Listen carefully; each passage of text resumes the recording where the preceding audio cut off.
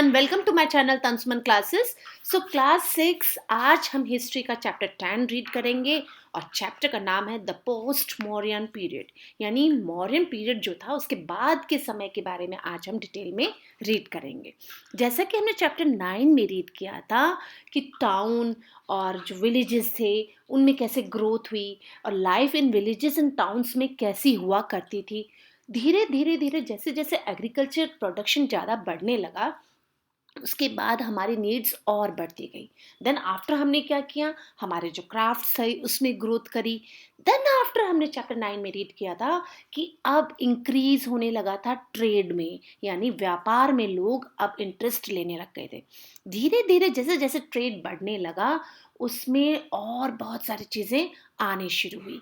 Precious stones थे, ठीक है, गोल्ड था, सिल्क था। तो धीरे धीरे करके इनमें हमने हमारे इंटरनल जो ट्रेड था उसके साथ साथ हमने बाहर के देशों के साथ भी व्यापार करना शुरू कर दिया था। जैसा कि हमने पहले पढ़ा था कि हमने फ्रांस है, ठीक है, इसके साथ भी हमने यूरोप में भी हमने शुरू कर दिया था। तो इस चैप्टर में आज वाला जो चैप्टर है जो कि द पोस्ट मॉडर्न पीरियड है, उसमें हम ये रीड करेंगे कि मॉडर्न पीरियड के बाद में लाइफ कैसी थी और जो साउथ के स्टेट्स थे उनमें जो साउथ इंडिया है ना उसके बारे में आज डिटेल से हम रीड करेंगे। साउथ इंडिया के साथ साथ हम नॉर्थ इंडिया के बारे में भी रीड करेंगे और अशोक के जो धर्म है, बौद्ध धर्म है, उसके बारे में डिटेल से इस चैप्टर में हम रीड करेंगे। So before we read this chapter, like and subscribe my channel and press the bell icon also. So you will get more videos. हमारी तरफ से आपको और अच्छे अच्छे videos आगे मिलते रहेंगे। ठीक है, तो ये हुई चैप्टर की शुरुआत और चैप्टर की शुरुआत में बात होती है संगम लिटरेचर की।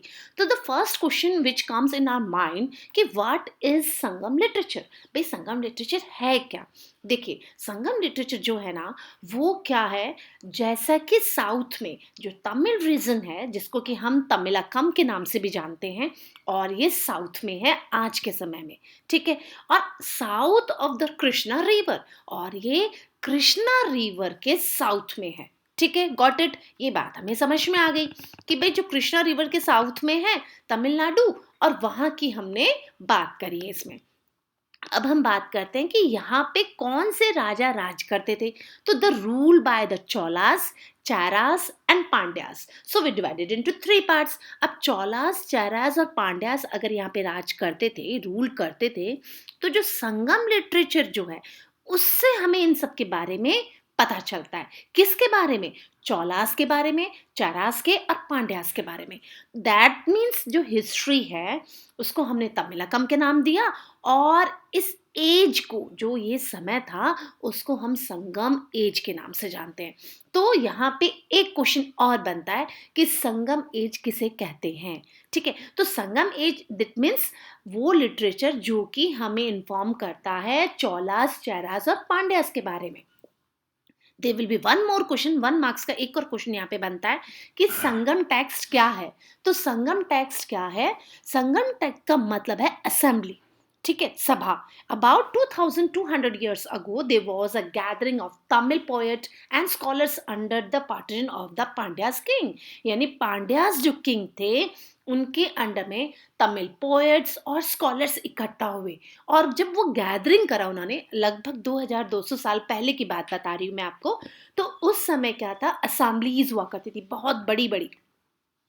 माना जाता है कि 3 असेंबलीज यहाँ पे हेल्ड हुई थी, जिसमें कि फर्स्ट 2 असेंबली के बारे में हमें नॉलेज नहीं है। वी लॉस्ट द असेंबलीज जिनके बारे में हम अगर हम उनकी बात करें, तो स्टार्टिंग की 2 असेंबलीज जो है ना वो कब कंपोज हुई उनके बारे में हमें नहीं पता। लेकिन जो थर्ड और जो इम्पोर्टेंट असेंबली थी उसके बारे में हमें पता चलता है कि 100 सीई से 250 सीई के बीच में ये मदुरई में हुई थी। कहाँ पे हुई थी? मदुरई में, ठीक है। अब माना जाता है कि 2000 पोएम्स, देखना आपको यहाँ पे ये सुनने की जरूरत है, क्योंकि 2000 पोएम कंपोज्ड हुई थी तमिल भाषा में इस सभा में, जिसमें कि पोएम्स को कंपाइल किया गया many books into many books. This is known the Sangam literature, यानी अबाउट 2000 पोएम्स यहाँ पे कंपाइल्ड हुई, यानी एक साथ उनको इकट्ठा करा गया और उनको इकट्ठा करके ऐसा माना जाता है कि 2000 पोएम्स को 473 पोएट्स ने एक साथ इनको इकट्ठा किया और एक लिटरेचर का नाम दे दिया गया जिसका नाम था Sangam literature. It tells about the society culture of that period. और संगम लिटरेचर जो है, जो कि तमिल भाषा हमें बताता है कि उस समय की संस्कृति और उस समय का रहन सहन कैसा हुआ करता था।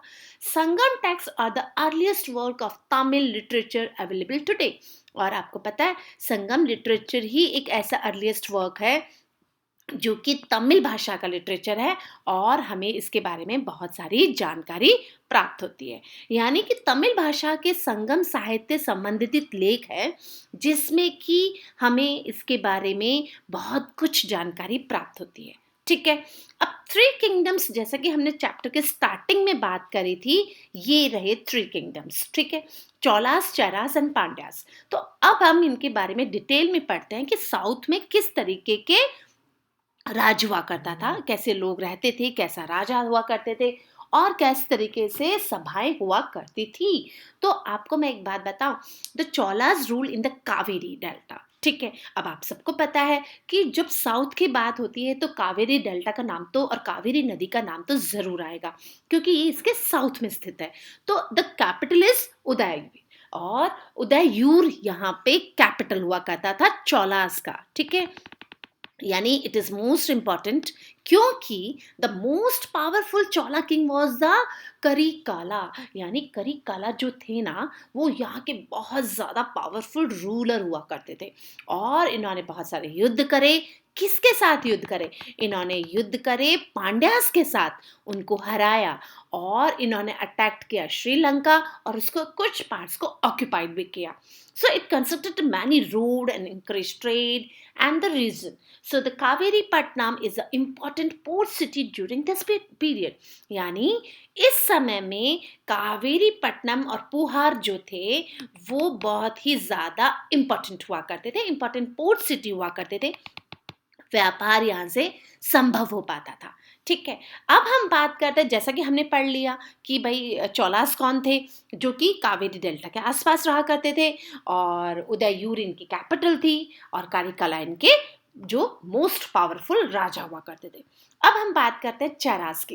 तो Cheras were also known as the Keralaputra, यानी इनको केरला पुत्र के नाम से जाना जाता है। और प्रेजेंट डे की अगर हम बात करें तो ऑब्वियसली केरला का नाम आ रहा है तो ये केरला में रहते हैं, तो Kerala and some part of Tamil Nadu. और साथ साथ वंजी इसका कैपिटल हुआ करता था। The most powerful famous Chera king was the Neduchera Ladan, and he fought against the Cholas and Pandyas. He even captured a Roman fleet. यहाँ पे आपको ये समझने की जरूरत है कि इतने पावरफुल राजा के राज करने के बाद इन्होंने एक कैप्चर किया। और क्या कैप्चर किया? जैसा कि यहाँ पे लिखा हुआ है रोमन फ्लीट, यानी रोमन बेड़ा। फ्लीट का मतलब यहाँ पे है बेड़े से, यानी इन्होंने रोमन बेड़े को भी कैप्चर कर लिया था। और Chera rule encouraged trade and they traded with Rome and Egypt. और चारास जो थे ना, इनका व्यापार इतना फैला हुआ था कि इन्होंने रोम के साथ साथ इजिप्ट में भी अपना व्यापार करना शुरू कर दिया था। अब हम बात करते हैं पांड्यास की। तो Pandyas also control the region around Madurai, यानी मदुरई के आसपास इनकी कंट्रोल था। अकॉर्डिंग टू द मैगस्थनीज जो कि बाहर से आए हुए राजदूत थे। और the kingdom was ruled by a woman who had a large army, यानी यहाँ पे एक वुमन राज करा करती थी जिसके पास बहुत बड़ी संख्या में सेना हुआ करती थी और इनका जो कंट्रोल था वो मदुरई तक था। अब हम बात करते हैं कि नेटुनचोरजियान was a powerful ruler among the Pandya's dynasty। यानी इस समय में यहाँ पे जो अगर हम बात करें कि भाई पावरफुल रूलर कौन थे, तो पावरफुल रूलर थे Nedunchezhiyan and he said to be defeated both the Cholas and Cheras. इन्होंने, ऐसा माना जाता है, इन्होंने कहा भी है कि इन्होंने चोलास और चेरास को हराया है जो कि पांड्यास थे। द थर्ड संगम, अब यहाँ पे आपको जरूर सुनना चाहिए कि द थर्ड संगम, जैसा कि हमने पहले बात करी थी कि 3 संगम हुए थे, बट स्टार्टिंग के 2 संगम के बारे में हमें कुछ जानकारी प्राप्त नहीं होती है, लेकिन थर्ड जो मोस्ट इंपॉर्टेंट असेंबली हुई थी वो इन्हीं के समय में हुई थी, और he said to have defeated both the Cholas and Cheras. He also knows a pattern of art and literature. इनको आर्ट और लिटरेचर का बहुत बड़ा शौक था, लेकिन जो थर्ड संगम हुआ था मदुरई में वो इन्हीं के अंडर में हुआ था. So the kingdom was famous for the pearl and it export pearls to Rome. इस समय में जो पर्ल हुआ करते थे, मोती, जो बहुकीमती मोती जो होते हैं, जो समुद्र से निकलने वाले मोती होते हैं, इनका एक्सपोर्ट ही रोम तक करते थे. ठीक है, अब हम बात करते हैं इकोनॉमी की. इकोनॉमी की यानी वहाँ की अर्थव्यवस्था कैसी थी. अगर अर्थव्यवस्था की बात करें कि भाई आमदनी का क्या तरीका था, तो देखिए पहली पहली बात तो क्या होता है, रेवेन्यू जो होता था ना वो लैंड से लिया जाता था, लेकिन अब यहाँ पे तो बहुत सारे नेचुरल रिसोर्सेज भी हुआ करते थे. दैट मीन्स यहाँ पे जो ट्रेड है वो नेचुरल रिसोर्सेज से भी हुआ करता था, और साथ साथ जो रेवेन्यू था वो लैंड से भी लिया जाता था. So the kingdom of the south were very rich. क्यों रिच था? क्योंकि यहाँ पे नेचुरल रिसोर्सेज बहुत ज़्यादा थे, और द फ्लोरिशिंग ट्रेड, यहाँ पे व्यापार भी बहुत ज़्यादा हुआ करता था. So the money collected was used to maintain a large army, ensure good administration and to give grant to poets and scholars. और पोएट्स और स्कॉलर्स को भी बहुत अच्छे से ये गिफ्ट दिया करते थे. क्या गिफ्ट दिया करते थे?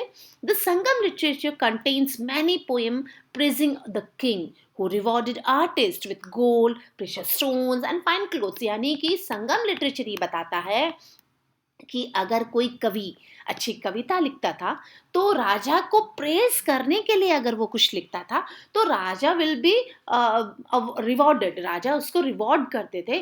वो किस तरीके से? वो स्टोन्स देते थे, फाइन क्लोथ्स देते थे, और गोल्ड भी दिया करते थे. Trade earn a lot of money, lots of money for the kingdom, और किंगडम के लिए बहुत सारी आमदनी भी मिलती थी. सो द आपको पता है साउथ में जो मसाले होते हैं, स्पाइसेस होते हैं, वो बहुत अच्छे से मिलते हैं. तो हमने ये कहा कि नेचुरल रिसोर्स का सा भी ये काफ़ी बड़ी संख्या में एक्सपोर्ट करते थे. सो the kingdom of south India spices, specially paper जो काली मिर्च हुआ करती है, गोल्ड, प्रीशियस स्टोन, पर्ल जो मोती होते हैं, फाइन मुस्लिन यानी कि जो कॉटन का कपड़ा होता है, सिल्क जो होता है, ये यूरोप, वेस्ट एशिया और चाइना तक एक्सपोर्ट करते थे, यानी इनका लेन देन होता था. You have read about the Arikamandu in the previous lesson. Roman ships visited the port of the Arikamandu to exchange goods. यानी रोमन शिप्स अरिकामेंडू तक आए हुए थे और वो अपनी चीजों को एक्सचेंज किया करते थे. चलिए, ये तो बात हो गई हमारी साउथ की. दैट मीन्स हमने साउथ को बहुत अच्छे से रीड कर लिया. ठीक है, हमने संगम लिटरेचर रीड कर लिया, हमने चौलास, चेरास और पांड्यास के बारे में रीड कर लिया, हमने वहाँ की इकोनॉमी कैसा हुआ करती थी उसके बारे में रीड किया. तो हम नॉर्थ को कैसे छोड़ सकते हैं, डेक्कन को कैसे छोड़ सकते हैं? आपको बताऊं, मैं नॉर्थ की अगर हम बात करें तो नॉर्थ के बारे में भी यहाँ पे कुछ लिखा गया है, और वो ये है कि while the Sangam literature was being written in the south, जिस समय साउथ में संगम लिटरेचर लिखा जा रहा था, what was happening in the north, north में उस समय क्या हो रहा था? हमारे दिमाग में तो ये क्वेश्चन आया ही नहीं. But many tribes, especially from the Central Asia, had crossed the Hindu Kush and entered India. यानी सेंट्रल एशिया से हमारे इंडिया में हिंदू कश के रास्ते से बहुत सारे लोग आए, और इनको हमने these were the Indo Greeks or the Bactrian Greeks and the Saks और द पल्लवास और द प्रतिहांस एंड द कुशांस, जिनको कि हम इन नामों से जानते हैं, और आज हम इन्हीं के बारे में डिटेल में रीड करेंगे. तो हम बात करते हैं कुशांस की. अब कुशांस जो है ना, देखिए, बहुत ईज़ी वे में अगर मैं आपको बताऊँ तो कुषाण इट मीन्स कायस्थ हुआ करते थे।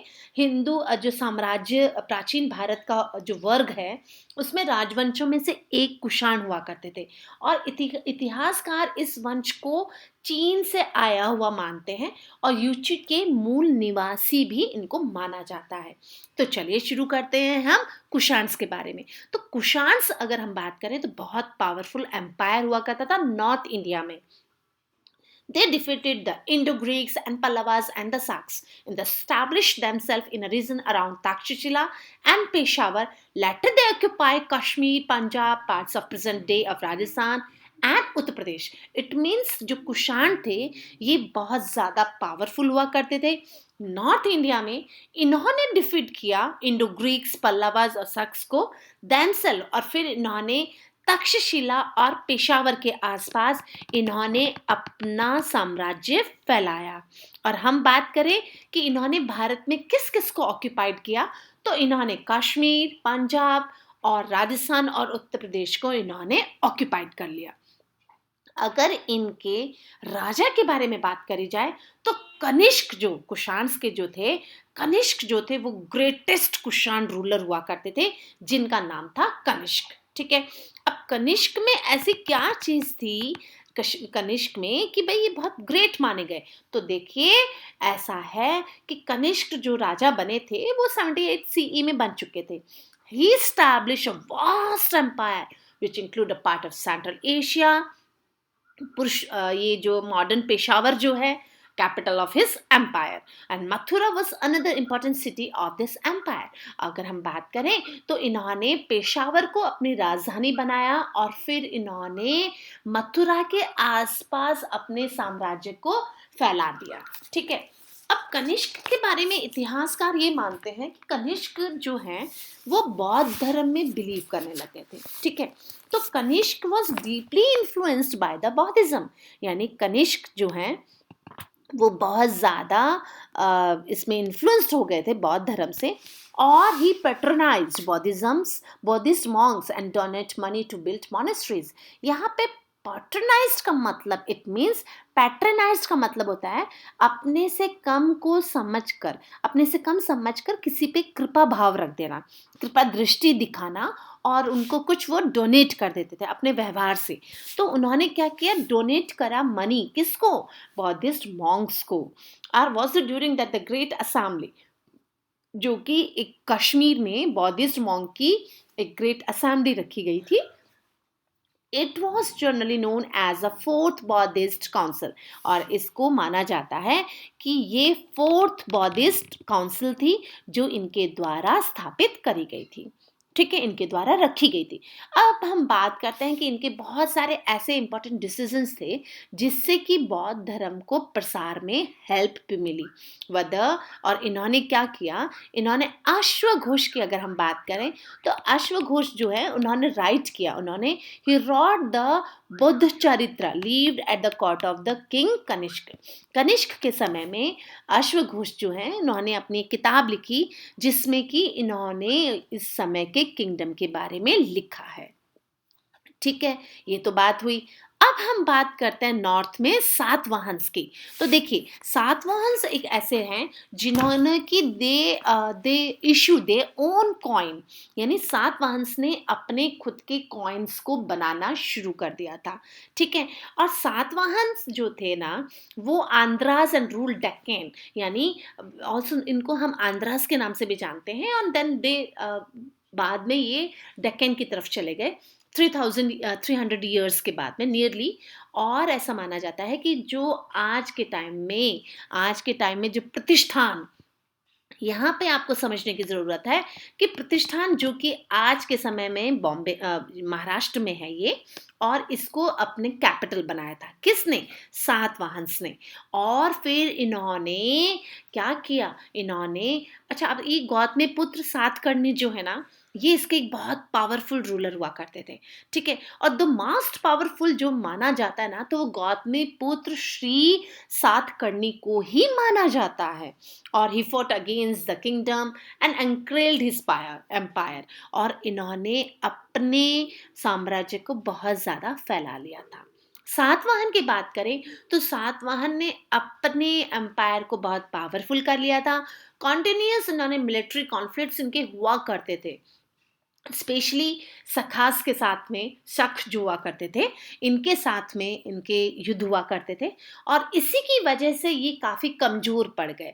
दैट्स वाई अब क्या हुआ, जब शख्स के साथ इनके युद्ध हुए, ये कहीं न कहीं कमज़ोर पड़ गए और इनका एंटायर जो इनका किंगडम था, वो ब्रोक डाउन हो गया इनटू स्मॉलर पीसेस। ठीक है? अब जो ट्रेड की बात करते हैं, जैसा कि हमारे चैप्टर में भी है कि भई जो ट्रेड है वो कैसे हुआ करता था। तो ट्रेड है वो उस समय में बहुत ज़्यादा फ्लोरिश्ड हो रहा था, बहुत ज़्यादा प्रसार कर रहा था, पनप रहा था, आगे की तरफ बढ़ रहा था। Indo Greeks, Kushans and Satavahanas issued a large number of gold, silver and copper coins. यानी जो इंडो ग्रीक्स हैं, सिल्वर कॉइन इन्होंने बनाए और गोल्ड के बनाए, साथ ही साथ में सिल्वर और कॉपर के भी बनाए। लेकिन अगर हम बात करें कुशान्स की, सातवाहन्स की, तो इन सभी ने अपने अपने जो गोल्ड कॉइन्स हैं इनको इन्होंने बनाना शुरू कर दिया था और इसी से व्यापार संभव हो पाया था। अब हम पोर्ट्स की बात करें तो बौर्ज, कल्याण एंड सपोरा जो थे वो मेन सेंटर थे इस समय ट्रेड के लिए। और डेवलप बात करें, क्राफ्ट को बहुत प्रमोट किया गया था इस समय में। तक्षशिला, उज्जैनी एंड मथुरा इस समय के ट्रेड सेंटर हुआ करते थे। So there will be one more question, यहाँ पे आपके लिए एक और क्वेश्चन बनता है कि इस समय में जो ट्रेड के जो प्रमोट करने वाले जो एरियाज थे, है ना, तो वो कौन कौन से थे? वो थे तक्षशिला, उज्जैनी एंड मथुरा। अब सिल्क रूट की बात होती है। हमने कहा था कि सिल्क भी बहुत बड़ी मात्रा में ट्रेड हुआ करता था उसका भी, लेकिन वो कैसे हुआ करता था? देखिए, एक सिल्क रूट के नाम से एक रूट रखा गया, रास्ता था एक, जिसमें कि ट्रेड बहुत ज़्यादा इंडिया से दूसरे देशों के पास हुआ करता था। तो इंडिया से दूसरों के साथ कैसे पॉसिबल हुआ? ये इसी रूट से हुआ पाता और बहुत दूर दूर तक हुआ करता था। तो the silk root was a popular among the traders, traders के बीच में सिल्क रूट जो है वो बहुत ज़्यादा फेमस था। और फेमस इसलिए भी हुआ क्योंकि सिल्क रूट से ही रास्ता संभव था हमारे साथ व्यापार करने का।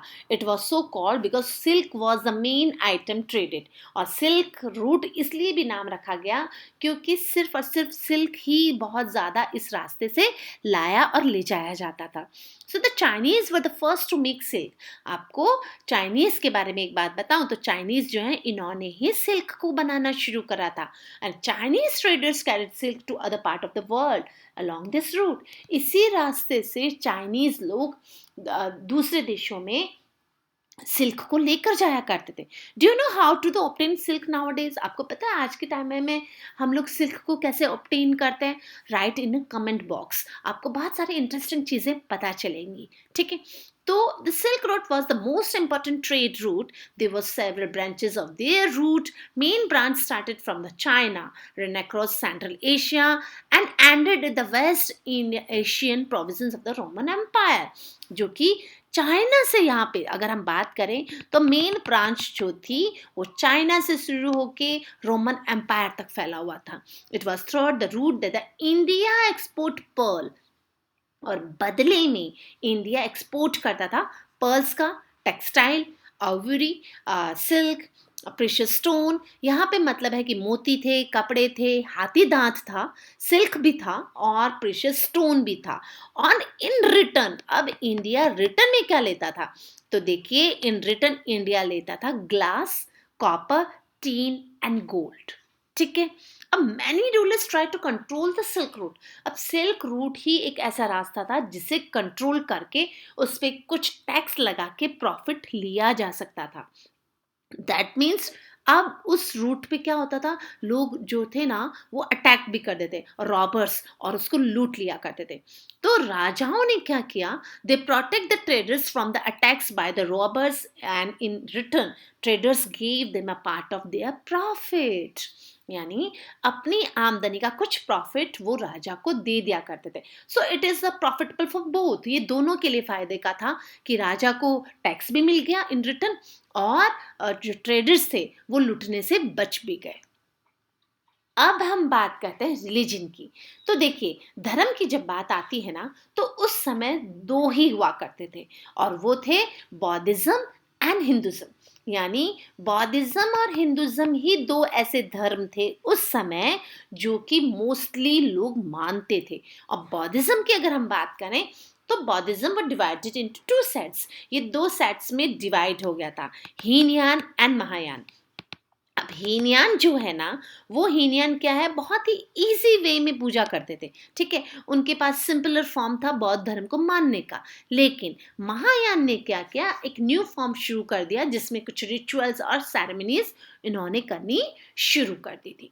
दैट मीन्स हीनयान जो है वो पूजा पाठ नहीं करते थे, और महायान वाले, अब क्या हो गया, महायान वाले सेरेमनीज और कुछ रिचुअल्स को मानने लग गए थे, ठीक है। यानी इन दोनों में सबसे बड़ा डिफरेंस तो यही है।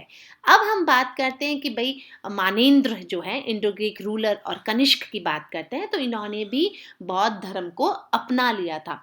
सो the gifted land to the Buddhist monk, इसीलिए इन्होंने बौद्धिस्ट मॉन्क्स को डोनेट कर दिया था। क्या डोनेट किया था, कुछ पैसा करते थे, कुछ जमीनें करते थे। और wealthy merchants, many of them the Buddhists also gave a liberal donation to the Buddhist monasteries। अब नागार्जुन कोंडा जो है, अमरावती है, ये फेमस जो बौद्धिस्ट कल्चर के आपको देखने के लिए मिलेंगे और आपको ज़रूर देखने भी चाहिए। अब हम बात करते हैं कि इनको इतनी सारी जो डोनेट कर दिया गया था पैसा राजाओं के द्वारा, तो most of the Satavahanas rule were Hindus. देखिए, हमने बताया कि मानेंद्र और कृष्णा जो कनिष्क जो हैं, ये बौद्धिस्ट जो धर्म थे उनको काफ़ी पैसा इन्होंने डोनेट किया था इसको धर्म को आगे बढ़ाने के लिए। लेकिन अब जो साउथ अगर हम बात करें सातवाहन्स की, तो सातवाहन थे हिंदूज, ठीक है।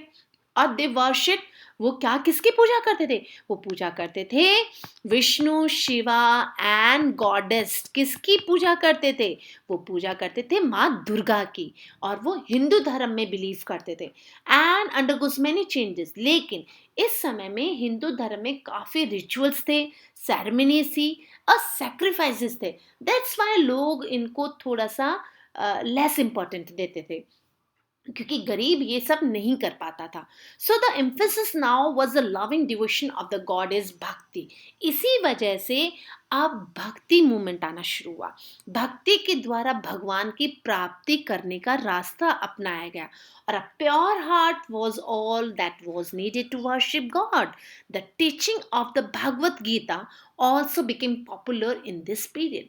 अगर हम बात करें, तो यही वो समय है जब भगवत गीता बहुत पॉपुलर हुई। और बौद्धिज्म जब स्प्रेड हुआ, उसके पीछे एक बहुत बड़ा रीज़न ये भी है कि बौद्धिज्म को लैंड इंक्रीजेस ग्रेजुएटी, जो ग्रेट अगर हम बात करें, तो India connected with the other lands increases greatly during this period. Buddhism, Afghanistan became an important center of Buddhism.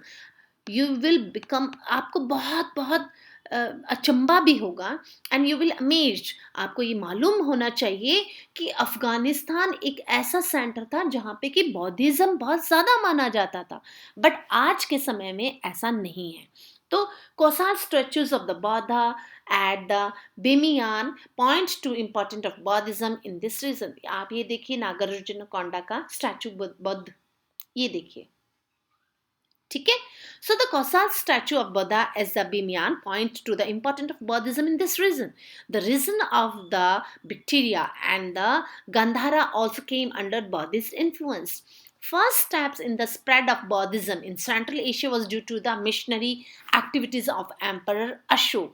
जहाँ पे कि बौद्ध धर्म का नाम हो और एम्परर अशोक ना हो, ऐसा पॉसिबल है ही नहीं, क्योंकि इन्हीं के द्वारा इसको आगे मिशनरी एक्टिविटीज़ लाया गया, सेंट्रल एशिया तक इसको पॉपुलर करा गया। और during the reign of the king, और राजा अशोक जो हैं और Kanishka, also many Indian missionaries was went to Central Asia. They introduced Mahayana Buddhism in this region. In this, a new form of Buddha was considered a form of God on the earth, and his image were worshipped. जो कनिष्क हैं, इन्होंने महायान को बहुत ज़्यादा आगे तक लेकर गए और इन्होंने इसको अपनाते हुए उनकी इमेजेस बनाई गॉड की, जिसको कि पूजा जाने लगा. And worship of the Buddhist सेवा, बौद्धिस्ट संत also became popular. China Buddhism spread to Korea and Japan. आपको पता है यहीं से भारत एक ऐसा देश है जहाँ पे कि बौद्ध धर्म की स्थापना तो हुई, लेकिन चाइना, कोरिया, जापान यहाँ तक बौद्ध धर्म को पहुँचाया गया बाय द किंग कनिष्क. अब सिल्क रूट जो है ये भी बहुत बड़ा रिस्पॉन्सिबल है बौद्ध धर्म को आगे ले जाने के लिए. बिकॉज जब चाइना से लोग आते थे ना, पिलग्रिमेज जो आते थे, मिशनरीज जो हुआ करती थी, they travel one place to another place. That's why the China and Central Asia में भी बौद्ध धर्म का बहुत ज़्यादा बोलबाला हुआ. And the famous Buddhist monk अगर हम बात करें तो Kumara Rizvia went to China and stayed there for some time and to spread Buddhism को इन्होंने आगे बढ़ाने की कोशिश करी. और बौद्धिस्ट पिलग्रिमेज जो थे वो चाइना में तो आपको सिल्क रूट की वजह से ही मिलेंगे. तो according to the written provisions valuable evidence in Buddhism, some of the famous Chinese pilgrimage who came to India for Hunain, Hunain Tansing and Ai Tansing, they came to studying Buddhism. और आपको पता है जो बहुत सारे famous जो traveller आए थे उनकी वजह से भी ये बहुत ज़्यादा फैला, जिसमें कि हुनैन तानसेंग है, आय तानसेंग है, और इन्होंने बौद्धिस्ट टेक्स्ट को लिया और बौद्धिस्ट मॉनेस्ट्रीज में इनको निकाला बाहर की तरफ, लोगों को एक्सचेंज किया, लोगों को उनके बारे में बताया. Buddhism is spread to the countries of Southeast Asia. Emperor Ashok sent his son Mahendra and daughter Sanghmitra to Sri Lanka to spread Buddhism. आपको पता है जो सम्राट अशोक हैं इन्होंने अपने पुत्र यानी महेंद्र को और अपनी बेटी संघमित्रा को श्रीलंका भेजा बौद्ध धर्म को स्प्रेड करने के लिए. And Dipavamsa and the Mahavamsa the famous Buddhist writing in Sri Lanka. और श्रीलंका में ये दो फेमस राइटिंग्स हैं जिनको की लिखा भी गया. अदर कंट्रीज की बात करें हम sorry, Java, Sumatra, Vietnam, Thailand and Cambodia, यहाँ पे भी बौद्धिज्म का बहुत ज़्यादा प्रसार हुआ. और साथ ही साथ में they were also influenced by the Buddhism, यानी बौद्धिज्म से बहुत ज़्यादा इन्फ्लुएंस्ड हुए ये.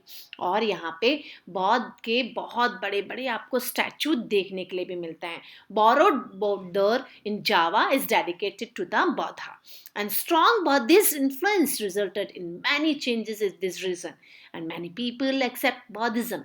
In this religion, they adopt Buddhism names, translated Buddhism sculpture, manuscripts, scriptures, and their native language. So they build the number of the monasteries for the monks to live in.